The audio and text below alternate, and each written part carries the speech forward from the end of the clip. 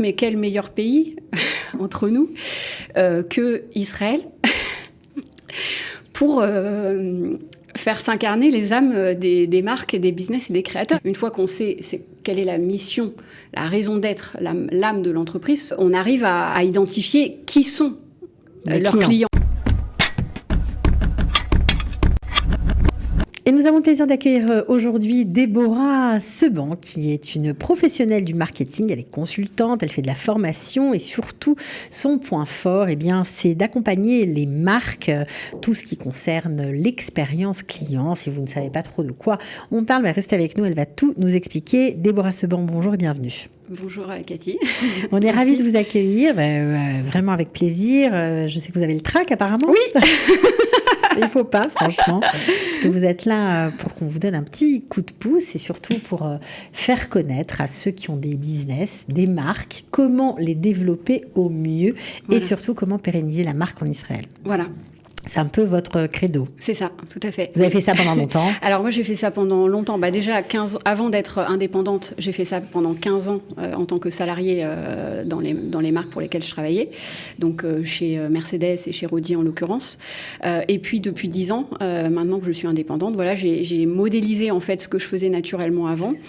Et puis, je le transmets aujourd'hui à des business, à des marques et à des entreprises. Voilà. Alors, votre spécificité, c'est que vous vous intéressez à l'âme des marques. Oui, voilà, c'est ça. Oui, oui, c'est ça. C'est émouvant. Pour moi, c'est toujours émouvant, en fait, de parler de ça. J'ai toujours fait ça naturellement, de capter la marque, capter l'essence de la marque, ce qu'on appelle aujourd'hui le why, la raison d'être de l'entreprise, de la marque. Moi, j'ai toujours fait naturellement. Et en fait, je me suis rendu compte que c'était un fabuleux levier de croissance. Et que dans le monde de business où on met en général d'abord en avant la performance, la pression, la concurrence, le marché, en fait, il y a un autre levier de croissance qui est beaucoup plus facile, beaucoup plus fort, beaucoup plus puissant et pérenne, parce qu'une fois qu'on a reconnecté la marque, le business, l'entreprise avec son âme, avec ce pourquoi elle est là, c'est quoi sa mission, mais vraiment profondément, ensuite il suffit, pour moi il suffit de la décliner en marketing, en branding, en produit, en expérience client. Mais alors ça paraît fou que les entrepreneurs ne soient pas conscients de ça.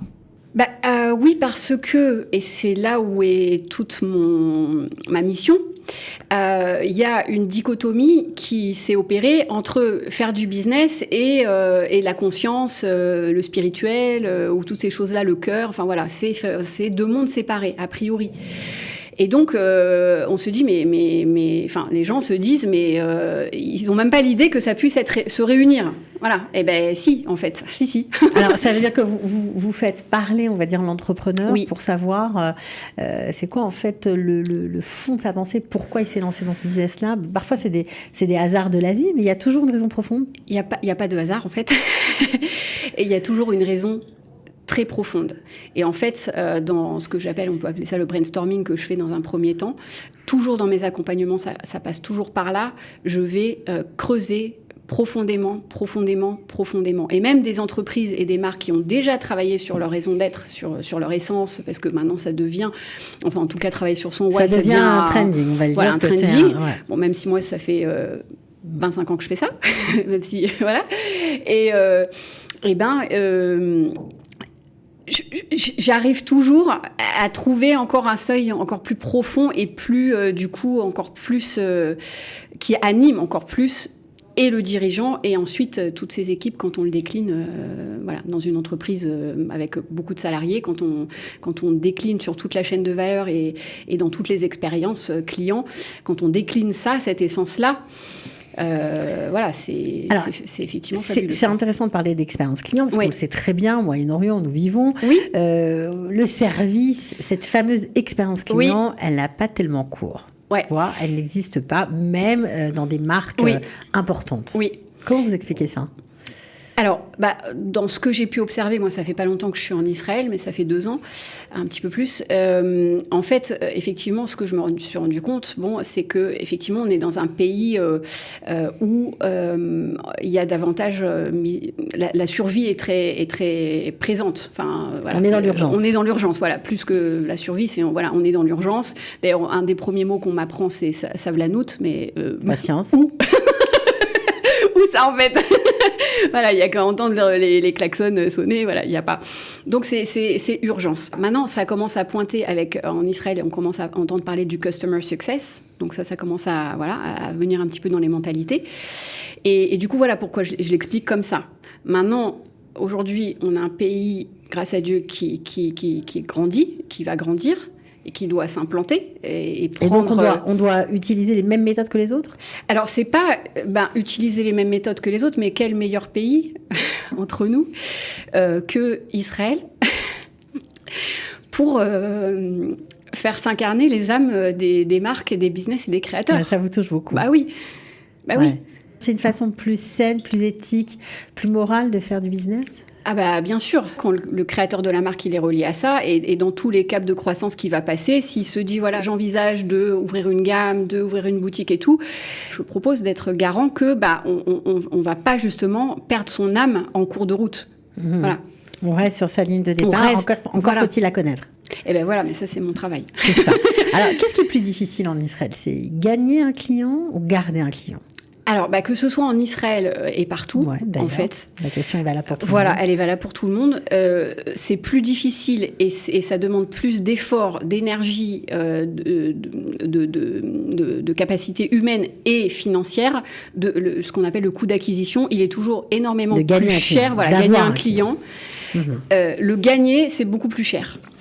Ça coûte beaucoup plus cher, en temps, en énergie, en gens, voilà. Alors que ce qu'on appelle la rétention, le fait de garder un client qui soit fidèle, loyal à notre marque, ça c'est beaucoup moins cher. Voilà, ça demande beaucoup moins d'investissement financier, de temps, voilà. Et justement, dans ma méthode, puisque la marque, elle reste fidèle à elle-même, de par déjà cet engagement d'elle-même avec elle-même, ses clients et ses collaborateurs, d'ailleurs, sont fédérés. Ils peuvent s'identifier. Et pas seulement au niveau émotionnel, intellectuel, mais ils s'identifient justement eux-mêmes à l'âme de la marque. Et on n'est pas obligé de parler de spiritualité pour ça. Et qu'est-ce que ça va avoir comme effet concrètement ? Concrètement, c'est-à-dire que justement, ça évite de perdre, de dépenser de l'argent et sans avoir de retour sur investissement en gagner des clients. Donc faire plus de réseaux sociaux, toujours faire plus, ou des expériences clients plus waouh. Ça permet de réduire les coûts. Et justement de fidéliser et de travailler avec ces clients qui nous suivent, qui sont fidèles, et voilà. Et ce qui est aussi le cas pour moi, par exemple, parce que moi, ce que je transmets, c'est aussi ce que je vis et fais vivre à mes clients. C'est-à-dire que eux, à chaque cap de croissance, ils veulent ouvrir une gamme, ils veulent ouvrir des nouveaux produits, des nouvelles prestations, implanter un nouveau marché, ils vont faire appel à moi aussi. Voilà, c'est un levier de croissance énorme. Ouais. Fabuleux. Ouais. C'est un levier de croissance fabuleux. Je peux le dire, et en même temps, il n'y a rien de tel que vivre l'expérience. Parce que, voilà, quand un business, une marque, une entreprise, un indépendant vit cette expérience avec moi, après, certains me font des témoignages et ils mettent des mots dessus, mais le mot le plus, c'est waouh, quoi. Enfin, ça veut dire quoi ? Des gens qui vivotent, des gens qui n'ont pas réussi à exploser, bien qu'ils aient une bonne idée, etc., arrivent finalement à rencontrer leurs clients, à augmenter leur chiffre d'affaires. Tout à fait. Ils rentrent en résonance, moi, ce que j'appelle en résonance avec leurs clients. Une fois qu'on sait quelle est la mission, la raison d'être, l'âme de l'entreprise, on arrive à identifier qui sont leurs clients. Mais pas seulement au niveau démographique, géographique, des femmes entre tel âge et tel âge. Non, profondément. Qui a vraiment besoin de mes produits, de mes prestations. Donc vous adaptez les messages très précisément. C'est du sur-mesure. Moi, j'adore la couture aussi, et c'est du sur-mesure. Donc ça vous va bien. Voilà.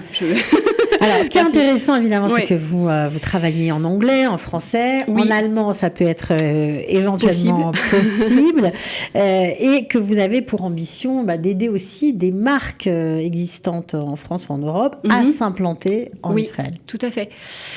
Parce qu'effectivement, dans ce que j'ai remarqué, c'est que donc l'expérience client en Israël, c'est pas encore un fer de lance.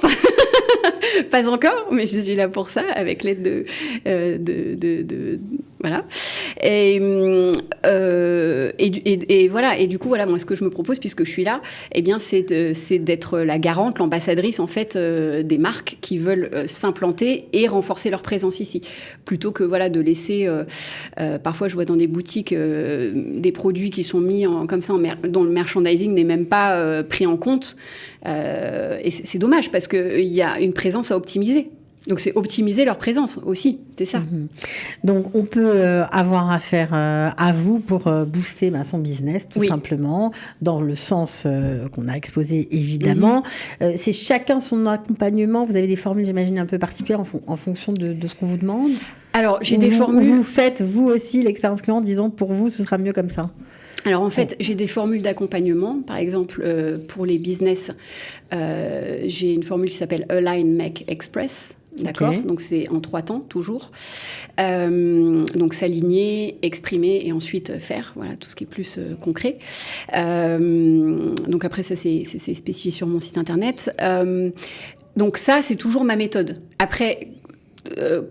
selon l'entreprise, selon la marque, selon le business, dans cette méthode, on va prendre plus ou moins de séances avant, pendant. Certains vont avoir besoin d'une partie de la formule, d'autres d'une autre partie. Enfin, voilà, donc vous adaptez en fonction, évidemment, des gens qui viennent vous voir, qui se tournent vers vous. Je personnalise. Et puis pour les entreprises, j'ai aussi une autre formule que j'appelle BE. C'est B-E-E. Donc, c'est un jeu de mots aussi avec be, le fait d'être. Et puis, c'est aussi Dvora. Et du coup, voilà, c'est booster, experience and expand. Voilà. Donc là, c'est plus focalisé sur l'expérience client, la formation. Voilà. Bon, alors il faut dire que vous avez eu de nombreux résultats, lorsque notamment vous travailliez chez Mercedes à l'époque. Vous avez démultiplié les ventes à la grande surprise de vos employeurs, en fait, de ceux qui vous avaient choisi. Ils ne pensaient pas que ça allait marcher si bien. Bon, moi, j'espère que les entrepreneurs israéliens n'hésiteront pas à vous faire confiance. Votre site internet, puisqu'on en a parlé, on fait comment pour se connecter ? Alors, pour se connecter, justement, donc c'est www.deborah, donc DEBORAH, Seban, SEBAN et .com. J'espère que votre expérience ici vous aura aidé. C'est un peu notre mission à nous aussi de donner un petit coup de pouce aux entrepreneurs, aux entrepreneuses, de les mettre en lumière et de faire en sorte qu'il y ait de la connexion à travers la communauté franco-israélienne. Voilà, que chacun puisse trouver de l'aide, de l'entraide et puis aussi, bien sûr, des solutions pour mieux travailler, mieux gagner sa vie, ce que vous proposez. En tout cas, bonne chance pour la suite. Merci beaucoup, Cathy. Bien. Merci. Et puis, avec plaisir. Et puis vous venez nous voir, vous revenez. Je vais revenir maintenant que je l'ai fait une fois. Merci beaucoup, avec Cathy. Plaisir, de rien. Ciao.